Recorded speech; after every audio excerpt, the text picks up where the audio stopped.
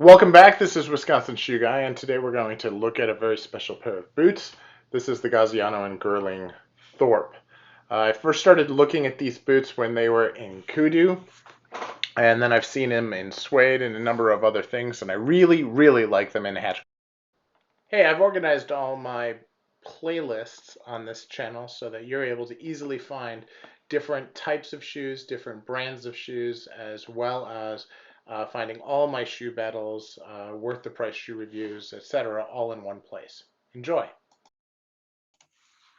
Hey, everybody, and welcome back. It's Wisconsin Shoe Guy here.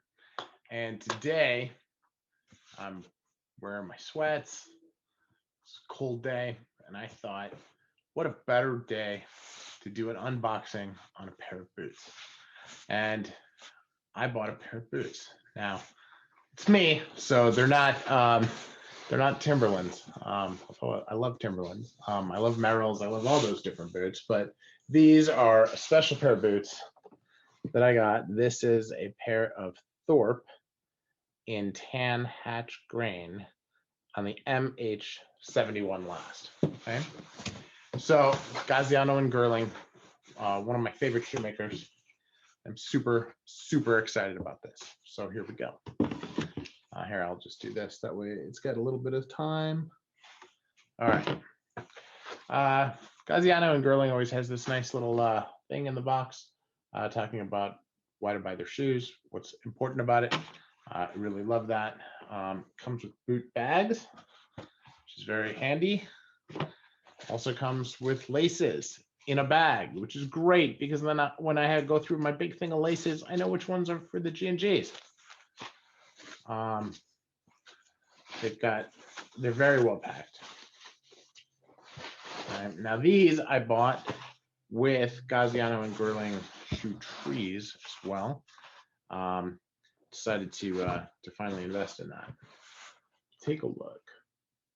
Tan hatch grain. Okay. The Thorpe is a really nice boot.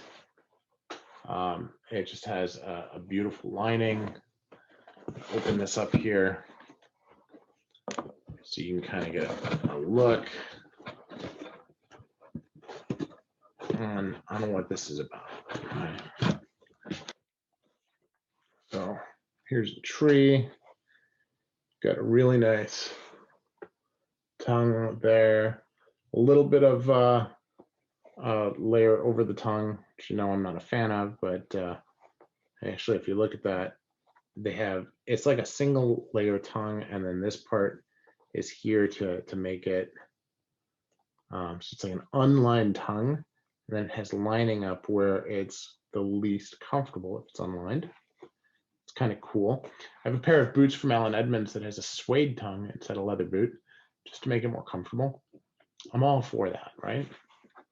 But this is just incredible.